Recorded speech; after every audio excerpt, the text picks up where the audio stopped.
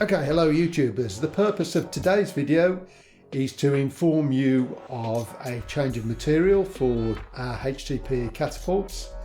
They're now going to be in green with a textured finish. Everything else remains the same bands, the same design. I'll show you some photographs in a second, but quickly, that's what they look like. It's a dark green, forest green I'm going to call it. The second part of this video, I'll show you some close-ups in a second of those, better photographs.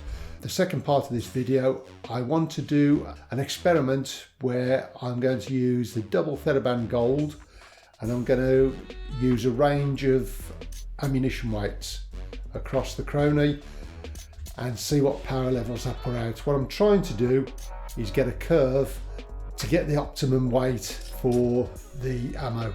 When we're using really lightweight ammunition, 6mm for example, then we're going to get a higher velocity, but that won't translate into higher power.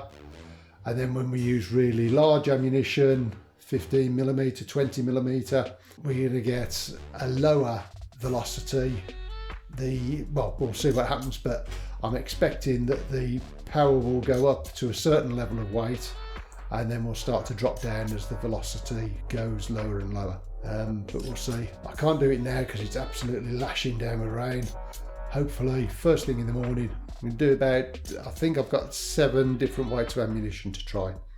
So that'll be interesting, and I'll plot them on a curve, on a graph, and I'll show you, see what the results are. And hopefully we'll have a definitive weight of ammunition to use with 20mm cut double theraband gold. And then we're going to try, over the next few videos, we're going to try that with different types of band. So we'll go 1-inch wide single theraband, 20mm wide single theraband, and then maybe some tubes and different types of flat band. So that'll be interesting. I'll show you the close-ups now of the new materials.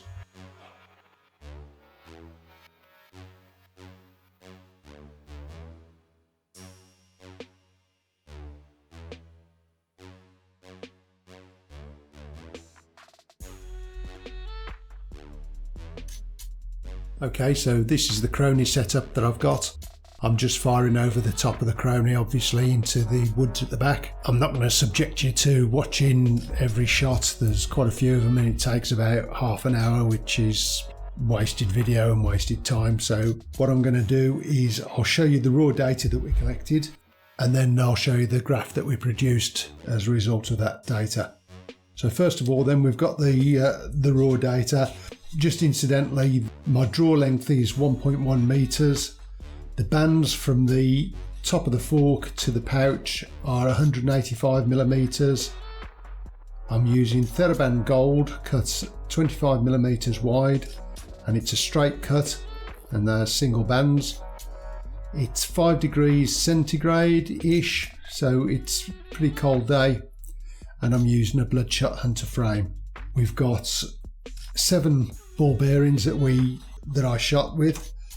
They were 4.5 millimeters, 6.3 millimeters, 7.3 millimeters, 9.5, 12.6, 18 and 22 millimeters. So that should give us a good variety to get the data from. A couple of things that were surprising in that the smallest ball bearing, the 4.5mm, actually didn't reach the velocity of the next largest one, which is the 6.23mm one, which was 8.491 on average.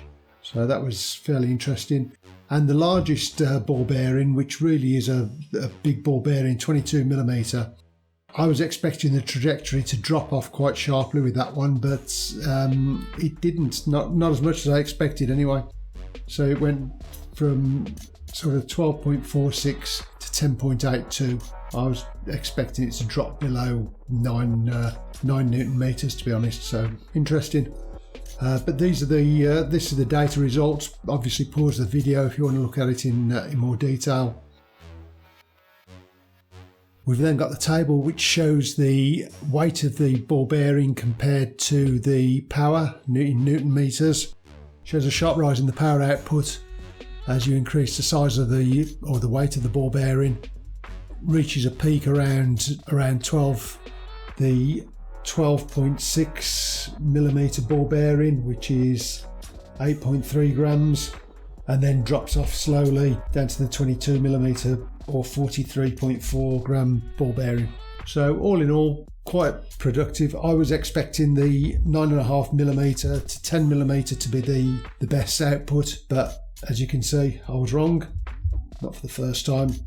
And it's for the most efficiency from these bands, you want to be looking at a ball bearing around 11 to 12 millimeters. Okay, back to the studio. So there we are, we've seen the new material that the Bloodshots are going to be made from, the green material. And we've had a very comprehensive test of single theraband gold at 25 millimeter cut.